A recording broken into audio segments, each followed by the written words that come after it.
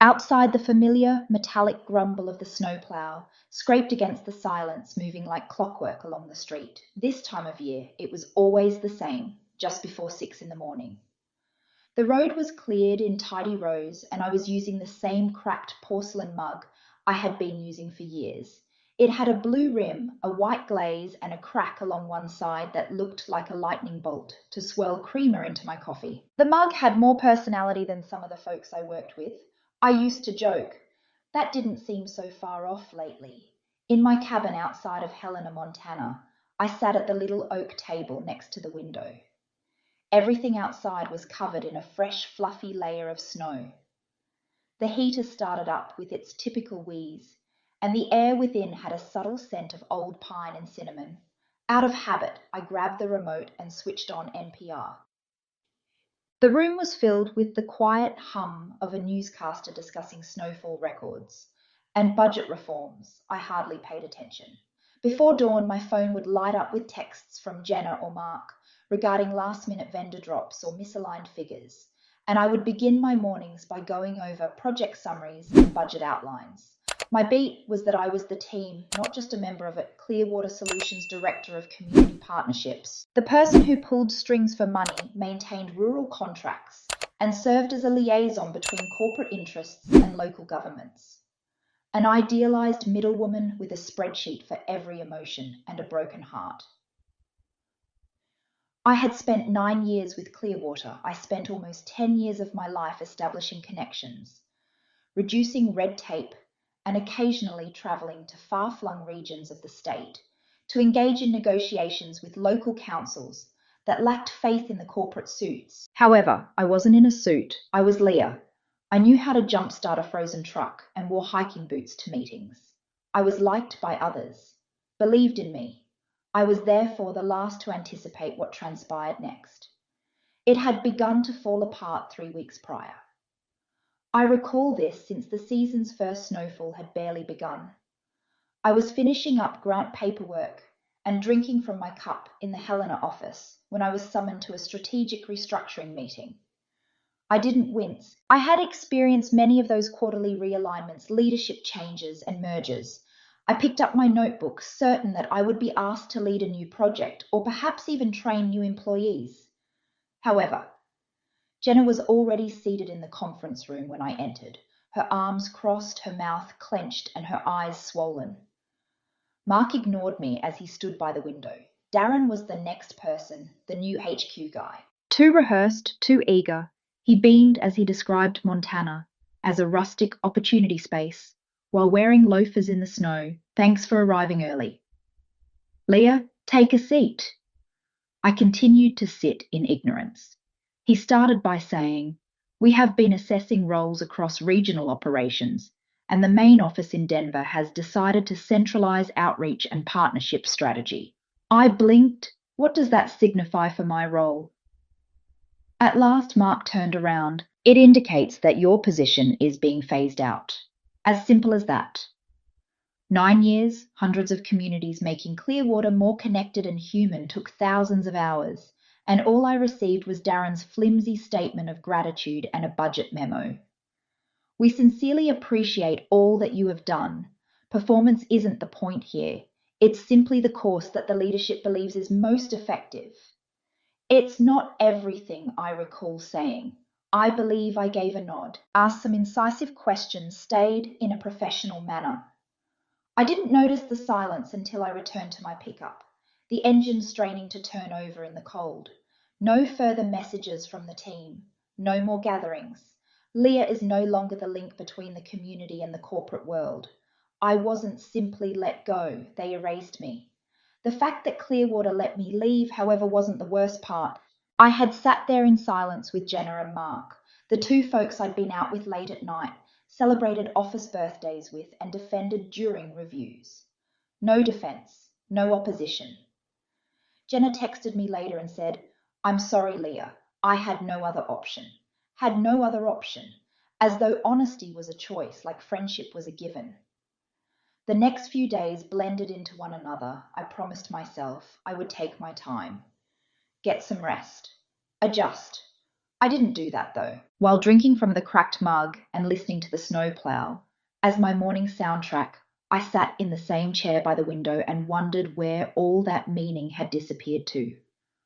I was wondering whether I had faked the belonging, the respect, and the value.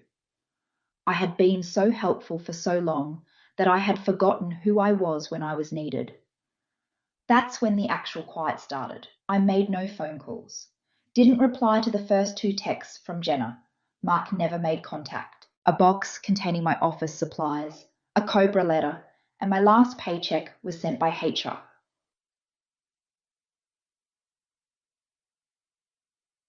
It had not contained my mug on the morning of the day I received the call. I had taken it home like a witness to a crime no one wanted to discuss. It now rested with me, betrayal. According to most people is loud, slammed doors, angry words. However, the most scathing betrayal I had ever experienced occurred in a quiet setting with people who avoided eye contact. Perhaps that was the most painful thing, because I might have remained faithful to the end if they had even slightly defended me. However, they didn't. The following morning, the snowplow arrived at the same time and made the same noise, as though nothing was different, as though the world was unaware that I had lost my identity. Perhaps that wasn't such a horrible thing after all, as I was about to discover. The snowplow arrived late the following morning. It was only a few minutes past its customary time, but it caught my attention anyway. It rumbled and scraped along the street as usual, but I didn't notice how quiet the rest of the world had become until I heard the driver shouting something at a neighbour. Perhaps I was the only one. The porcelain break against my mouth felt like a scar. I hadn't intended to experience that morning when I went for my mug and brought it to my lips. I no longer followed a routine. No fires to extinguish, no inbox to fill. I had made a feeble attempt to outline a strategy which included freelance consulting and possibly starting a blog about nonprofit sustainability. However, the final email I read when I opened my laptop was from HR. We appreciate your contributions and wish you the best in your future endeavours. It was the type of message someone who had never heard of you by name would write. I pretended to tidy all day. I took everything out of the closet in my hallway and spent hours staring at everything when I came upon a picture of Mark and me both smiling foolishly in front of a projector screen that said empathy as infrastructure. From the first retreat I had planned for Clearwater, I threw it back into the box without saying anything. I took a car into town that evening. The coffee is hot, and the waitress Darla greets everyone "Hun" at Ruby's Place, a cafe off Main Street, but the biscuits are invariably dry. Even if they didn't know me, I needed people in my life. They could just refill my cup and leave me alone.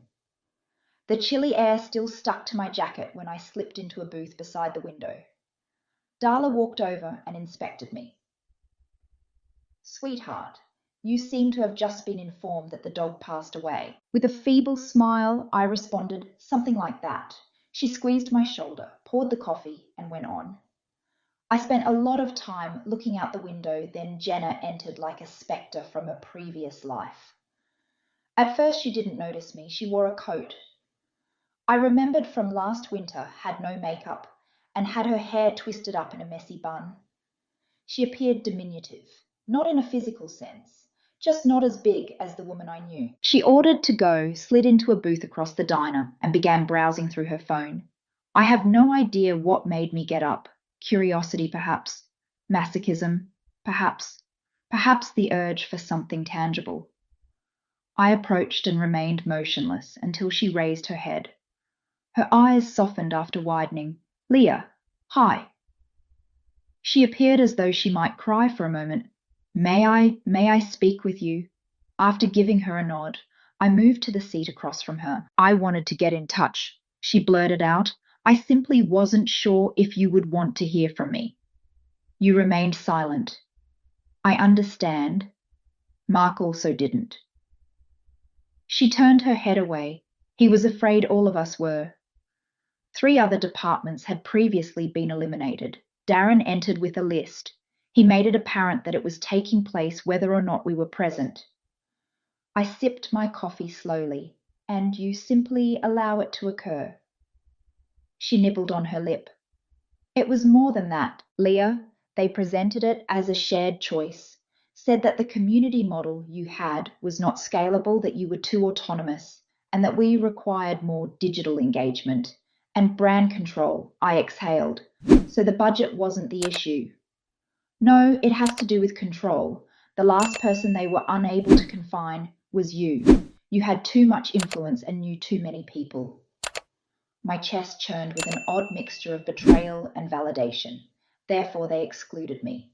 I apologize. I put down my coffee and nodded gently. Did you think it was real, that I didn't work well with others? She immediately shook her head. No, I simply had no idea how to put an end to it. We were silent for a long time. You know what the worst part was? I finally said. Losing the job wasn't the issue. I was coming to the realization that none of it meant what I had assumed. Jenna's eyes got teary. I miss our collaboration. It's not the same. The squad is being reduced to robots by Darren. Before meetings, half of them cry in their cars. I didn't answer. What was there to say after all? I was not returning even if they made the offer. She moved a tiny envelope across the table. I sent a letter to you. I never imagined that I would see you tonight. I gazed at it, failed to pick it up. Thank you. Leah, I would follow you if you ever wanted to start something new, something ours. I was taken aback and blinked. What? I really do mean it. You created something tangible. People also keep that in mind. I recall it. I was unsure of how to react. Without finishing my coffee, I nodded, slipped the envelope into my jacket and walked out.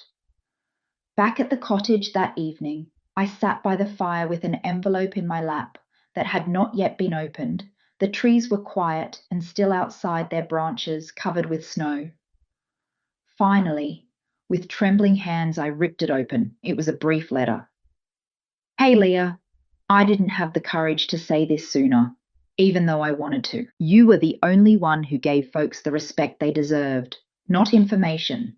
People, not ROI. You transformed me. I hope you are aware of that.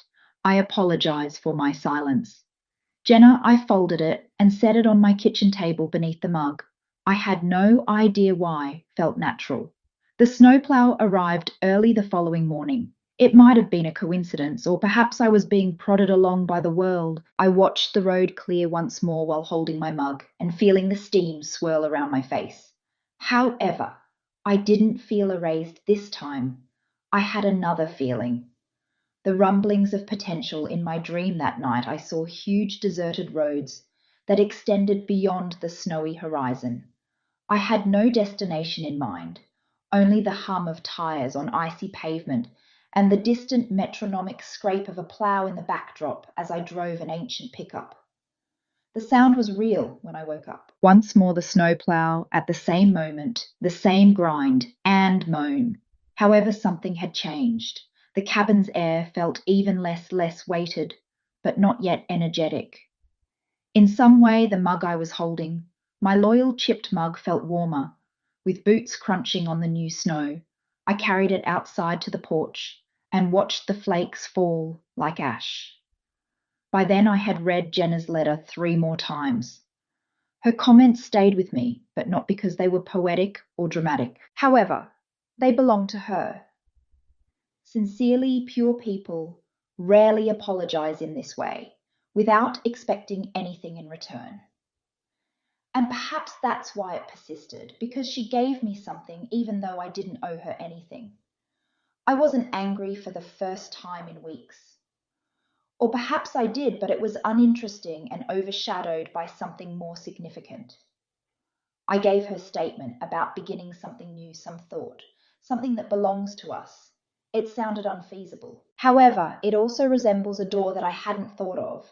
I took a car into town later that day, not for groceries, not for coffee, but just to be clear. Tucked down behind the courthouse in Helena is a little cozy library that usually smells of lemon cleanser and old books.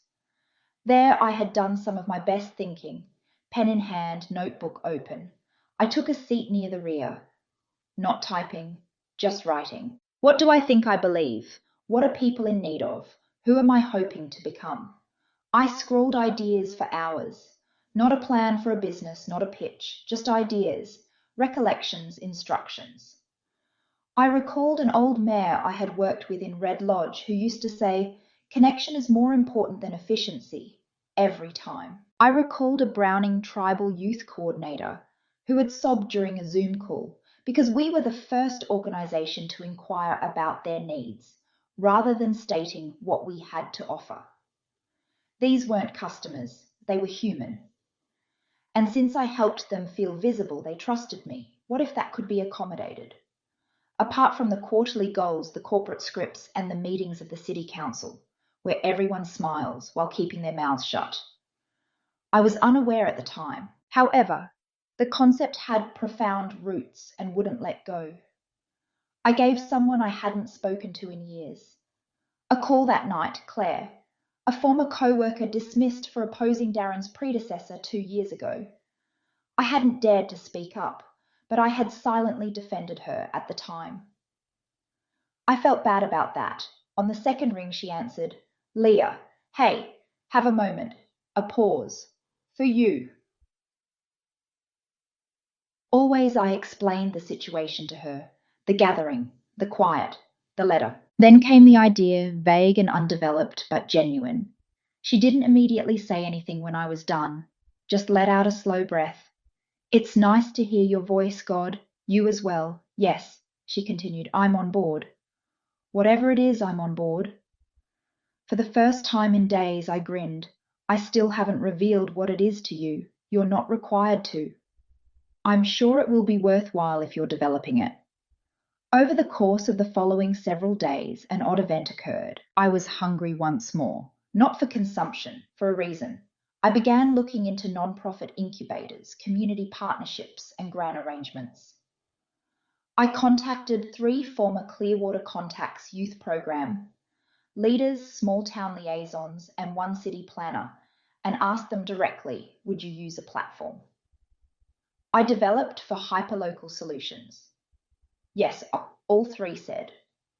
Word got out more quickly than I anticipated. Claire included 2 co-workers. After some trepidation, Jenna sent me a list of vendors that we could poach from via email. Don't be concerned, she wrote. They were mine in the first place. However, something dragged me back, despite the momentum I doubted. Slow, silent, and sharp, it slipped in like winter wind through an old cabin window.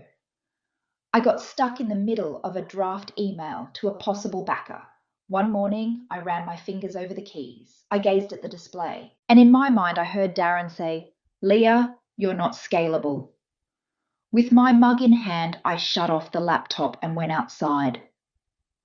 Once more the snowplow went by and I started crying. Not because I was weak. However, letting go of past pain is a form of strength in and of itself. I wept for the years I spent with people who lost interest in me the instant I questioned their comfort. I wept at the betrayals disguised as professionalism and the silences. I wept for all the parts of myself that I had removed to make spaces that weren't meant for me. I then returned inside, composed the email. I sent it. Claire and I were sitting on a Zoom chat that evening, sketching out what we were beginning to call Field Light, a decentralized platform for local impact funding, while the fireplace crackled, transparent, adaptable, and human-focused. No corporate intermediaries, no leadership without a face, only people and intent. I cleaned my mug, patted it dry with a towel, and carefully put it on the shelf before going to bed. The side crack was no longer there. It had turned into something recognizable, not a fault. Only a little of its tail similar to mine. I didn't wait for the snowplow the next morning. I was already outdoors, wrapped up in my navy coat, the one I had been trying to fix but couldn't find the button, just to feel the early air against my face. I walked down the driveway, my boots crunching against the compacted snow, icy, tidy, and truthful. Office air conditioning and lukewarm coffee in recyclable paper cups, voices pitched just exactly to sound cooperative, without saying anything genuine. We're a far cry from the bright fog I used to live in. I enjoyed how raw the world felt now. I put the mug on the counter inside because I didn't need to hold on to it any longer, not because I was done using it. I bought a new one last week at the local craft market, a smooth green ceramic, and filled it with coffee. It wasn't broken, it wasn't a metaphor. It was simply fresh, and that seemed significant. Field light was accelerating. A few phone conversations had evolved into weekly strategic meetings, while Jenna was cautiously but progressively re-establishing contact with minor municipalities that had been abandoned by larger entities. Claire was organising activities. We were even mentioned to a local teacher by Darla from Ruby's. She had given me a piece of lemon pie on the house and said, "You know, not everyone wants to sell their soul for a polished pitch deck." However, a new ghost from the past appeared with every step ahead. I received an email from Mark one afternoon. "Can we talk?" is the subject line. It wasn't long. In an unusual way, I heard, "What you're building. Leah, I'd like to know if you're willing." Initially, I wanted to remove it. However, I didn't. For 2 days, I sat with it, go over it 3 times. At last, I responded, "Yes, Ruby's coffee, Friday noon. You are able to hear, that's all." He arrived on schedule. He appeared older, thinner. His hair was a shade of grey, and his winter coat was dishevelled. I didn't inquire, but I kind of worried whether he had also lost his spot at Clearwater. He sat across from me in the same booth that Jenna and I had previously used, and he ordered black coffee. All of the things we had not discussed were heavy in the air between us. With his hands clenched around his mug, he eventually replied, "I should have spoken up. I was afraid Darren was—" "You are aware of who he was?" I gave a nod. "Yet you remained." He flinched. "Indeed I did." A pause. "Leah, I have something to say. You deserve to hear it, not because I want to get back in, or because I want your forgiveness. You altered my perception of what our role was. You improved us. And when it counted most, I was a coward. I'm responsible for that." My chest did not enlarge dramatically. No catharsis. Just a simple realization that the giant I had feared disappointing was no longer the man seated opposite from me. He was just another individual who had to live with his decisions. "I'm not upset," I muttered no longer. "However, I don't have to bear the consequences of what you did or didn't do." Slowly he nodded. "That's reasonable." Then his face changed in some way. "Now you're doing something constructive, excellent, and people are taking notice." I smiled half-heartedly. That wasn't the intention. Perhaps not. However, perhaps it was always supposed to be done without them. We drained our coffee. He made the payment. No big showy gestures. No shaking hands. Just a silent exit. I took the lengthy trail behind the cabin that evening. Even though the snow was ankle deep, I didn't mind I had to relocate to reflect. And to let go, I considered all the people I had attempted to prove myself to while I strolled. Leaders, peers, even relatives who thought my profession was a soft career and questioned why I didn't pursue something more stable. All those years of squeezing myself into fit forms, lowering my voice in meetings, and grinning while making subtle remarks about being too grassroots or too emotional. I had had enough of self-editing, so I gave up walking, and I said nothing out loud to anyone there in the middle of that cold trail. I'm not too much. I was never too much. Like applause. The snow fell upon my shoulders while the wind rustled the pine branches overhead. I chuckled. In fact, I laughed, and like something sacred, it reverberated across the forest. I prepared tea, opened a blank document, and came home with damp socks and flushed cheeks. Not to prepare an email or create a proposal this time, merely to write to finally release all of the things I had been suppressing. I wrote about purpose, about fictitious allegiance. What it's like to have your voice back after being silenced for too long. I gave the composition the title, After the Silence. For the first time in months, I slept well that night, and I didn't even look up when the snowplow went by in the morning 5 minutes early. Once more, I needed to be somewhere else. It was silent when I woke up, not the silence of absence, but the silence of presence. the silence that only Montana winter mornings, when the earth is still blanketed in snow and even the birds are too polite to sing, can provide. Already, the snowplow had arrived and left. I hadn't heard it. That in itself seemed like a turning point. Silently, I used the green ceramic cup once more to brew my coffee. Even though it was no longer in use, the chipped one remained on the shelf above the sink, a testament to all that had come before it. I couldn't throw it away, but I also didn't need to hold it any longer. You preserve some items because they serve as a reminder of who you've become, not because you utilize them. Field Light was operational, not flawless, not very large, but still living. The little town of Dillon was the site of our first successful pilot, a community organisation that uses a repurposed barn to provide free after-school tutoring, mental health resources, and a shed where local craftspeople may share tools. Claire had come to supervise the launch by car. On a Zoom conversation, Jenna had sobbed as they displayed a handcrafted sign that read, "Funded by Field Light. We built it." And me, I had resumed my writing. Following the silence's dissemination on a few minor platforms, nothing went viral. However, it got to people. I received responses from random people all around the nation, including caseworkers, teachers, and burned out organisation executives praising me for expressing what they had been unable to. I remembered one note from a woman in Vermont. I believed that I was the only one who trusted a system that forgot I was a human. I was reminded by your words that I'm not alone. Thank you. I pinned the printed email on the corkboard above my desk that morning, not because I required approval. However, I had to keep in mind that when honesty is expressed, it might create bridges that you will never see, but someone will. As Christmas drew near, I didn't experience the typical pain. The folks I used to refer to as my family did not call, no requirements, no guilt trips, masquerading as worries, nothing but quiet.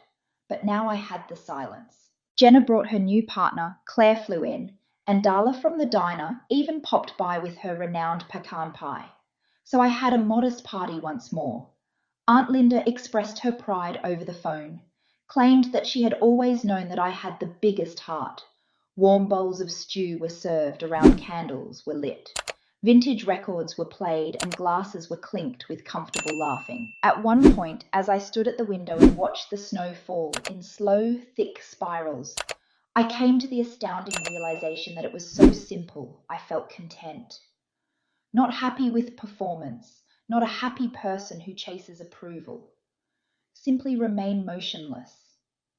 I went out onto the porch that evening after everyone had left. Once more the world was silent and covered with snow. The stars flickered like strewn prayers in the chilly sky, and my breath froze in the air. The smooth green ceramic of my mug felt warm in my hands as I lifted it to my lips, remembering all the mornings that began with weight in my chest and scraping sounds. I sobbed every night, wondering what I had done wrong to be so easily cast aside. I had twisted myself for all of those voices I had given, my whole loyalty to those who never considered taking it back. Afterward, I recalled a comment made by Jenna during the pilot's launch in Dillon. "You don't have too much." Simply said they were never sufficient. I grinned, not with resentment, not with victory, only in peace. A new jacket hung on the coat rack behind me, navy once more. This one, however, had every button. One weekend, I would meticulously sew each one on myself. Something about it seemed calming, repairing what was irreparable. I did something I hadn't done since that first day, since I left the previous iteration of my life behind, before going inside. I removed the cracked mug from the shelf, descended the porch steps, and carefully set it in the snowbank next to the walkway, not to throw it away, merely to give it time to relax. Morning would return, they would let the snowplow go by. Life would continue to demand more of me. Issues would arise and emails would come in. However, I had evolved. I had mastered the art of refusal to establish limits, to know what was mine to hold and what wasn't. I no longer served as the family's fixer. I wasn't the backbone of Clearwater. I was Leah. And I was free. At last. Forever.